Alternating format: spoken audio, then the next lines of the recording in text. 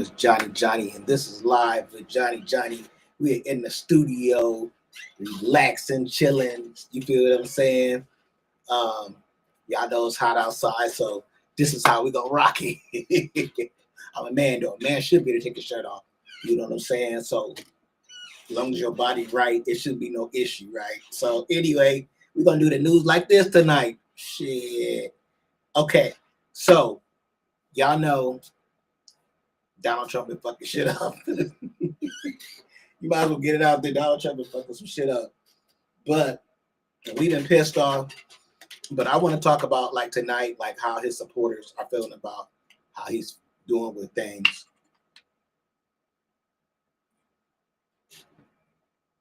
I'm just really being funny and lighthearted. But I want to talk about like how his supporters are talking about him and like what grade are they giving him right now. So that's what we're gonna take a look at. Y'all check it out. Let me know what y'all think. Live with Johnny. Let your friends know. Rogan's friends have not only turned on Trump, they have turned on Trump in astonishing fashion. So as you all know, Andrew Schultz did his about face after realizing he helped elect a fascist, terrorist, conman, warmonger, psychopath. You have Tim Dillon, who now spends a lot of time beating up on Trump, probably feels somewhat responsible because he gave J.D. Vance a hot stone massage. In Tim Dillon's defense, at least he wasn't like Andrew Schultz, who gave Trump directly himself a hot stone massage. He was slobbing on that knob, dog. He was glugging on that shit. But Tim Dillon did it with J.D. Vance. Anyway, the entire Rogan sphere sort of, hopped on the bandwagon of the Trump vibes at the time. But man, did those vibes crash against the rocks real quick when Trump started governing like a serial killer. Well, a lot of them have woken up and they go after him quite a bit now, or at least they're trying to maintain relevance and maintain an audience, and so they kind of knew they had to turn on him to one extent or another. But this is interesting because this is like the broiest of the bros, right? Like the hardcore Rogan sphere type characters here. So we have Sean Strickland, the UFC fighter, and then we also have Sean Ryan, who hosts a podcast. Now, to be fair to Sean Ryan, he's been very aggressively against Trump for quite a while now. He may have even beaten Schultz and Tim Dillon to the punch. But listen to what... Now, again, if somebody said this shit in 2018... these people would have been mocking them, laughing at them, acting like they're the problem with the country. But now listen to the shit that they're saying that in the past they would have mocked. Here we go. And like when if you've been to a Trump rally? No. Oh, dude, it's fucking nuts. No. So like when you're at a Trump rally, you're like, oh, I could definitely see how Hitler happened. Like I'm not fucking joking to you, dude. When you go to a Trump rally, it makes you question the sanity of everybody. Like Trump's up there talking about like, we're going to throw people in jail for burning the flag. And I'm like, dude, I don't like, I mean, again, you shouldn't do it, but it's like, you know, there is a fucking constitution. I'm looking at Vivek, and Vivek is just like fucking like rubbing his head, and he gets out and leaves the Trump rally. And I'm like, fuck. And everybody else is just fucking full send. Yeah, fuck him, throw him in jail. Like if Trump said, go grab a gun and go do anything, they would fucking do it. They would fucking do it. I know it's a cult. It's and that's another good. That's one of the things about Christianity. You're not supposed to put. You know, you don't put your faith in man. They will. That's also right. That's also fucking time. It's a cult. He's like Hitler.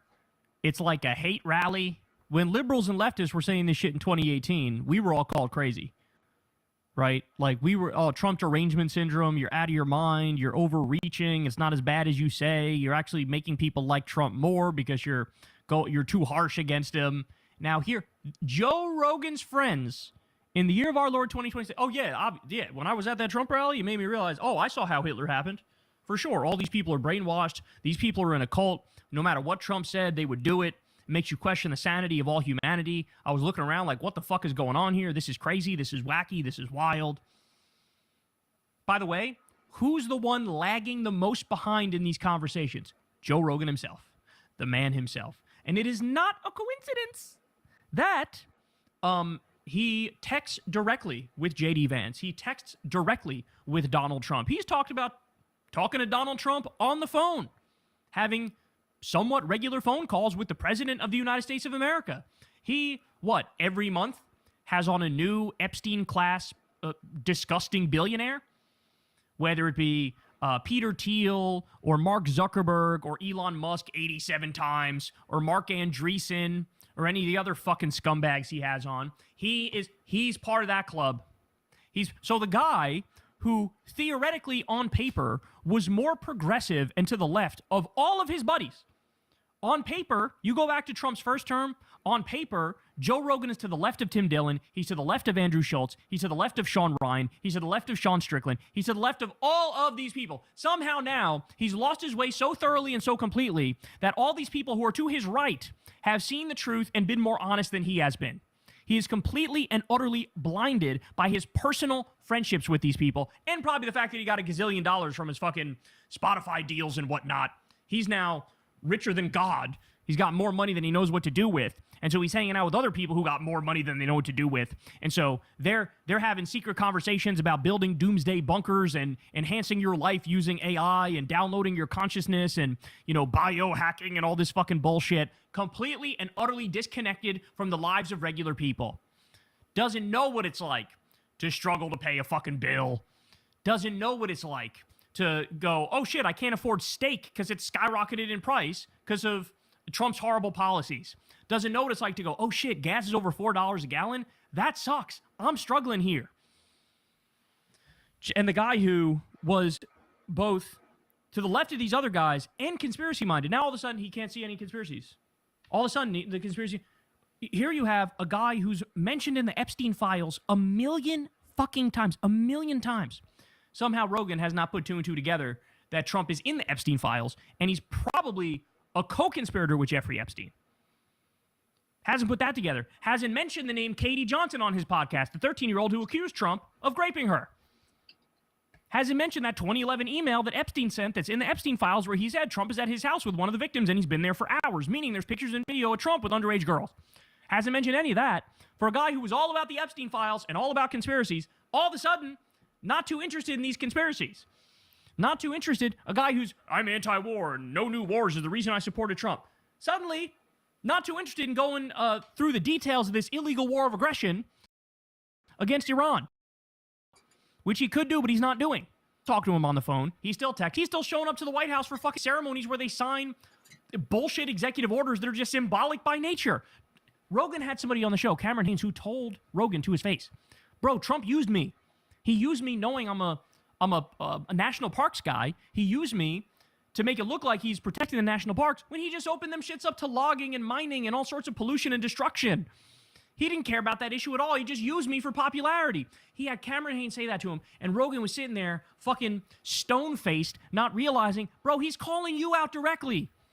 Because Trump signed a fucking executive order that was like, oh, we're going to maybe deregulate Ibogaine or some other psychedelic substances. We're going to look into, like, rolling that back. And Rogan's standing there, slobbing on his knob, sucking him silly. I texted him and said, look at this article that says Ibogaine's good and it helps addicts, break the streak of it. And he was like, do you want FDA approval? And here we are. And all this is going at the same time, Trump is committing war crime after war crime. At the same time, Trump's insider trading and his corruption and his bribery is fucking record-breaking and off the charts. At the same time, he's robbing Venezuela to the tune of $13 billion and putting that money in his own fucking bank account. Robbing the sovereign wealth of a country after kidnapping their president. Rogan's got nothing to say about any of it because he's in the club. He's with Elon Musk. He's with Donald Trump. He's with J.D. Vance. He's doing PR management. That's what he's doing for them. Lost all credibility. And here's his right-wing friends, his friends who we'd all call Neanderthals, and they're going, oh yeah, bro, I was at a Trump rally. That shit was like Hitler. That shit is a motherfucking cult. These people are crazy. They've all lapped him. They've all fucking lapped. How embarrassing is that? How embarrassing is that? Mr.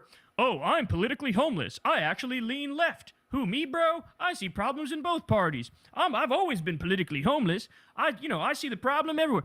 That guy, Mr. Holier Than Thou, fucking I see the truth. I'm Mr. Enlightenment over here. That guy is still riding hard for the pedophile, terrorist, rapist, war criminal, con man known as Donald Trump, whereas these guys, who should be further right, are going, oh yeah, he's like Hitler, bro. This shit is crazy. Anybody who's still with him is out of their fucking mind. That's wild. That's wild. He should be embarrassed. He should be ashamed of it. So now you have all of Joe Rogan's friends have seemingly abandoned Donald Trump, except maybe Tony Hinchcliffe. But Tony Hinchcliffe is desperate to take Trump to Slurp City like Joe Rogan does. That's what he wants to do. Hey, y'all, do me a favor and like and subscribe. It helps out big time in the algorithm. Click the...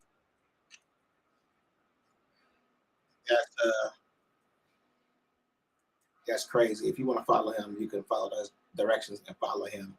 But y'all, it's getting crazy, and y'all definitely see what's going on. Leave your comments. Let me know what y'all think about the video we just saw.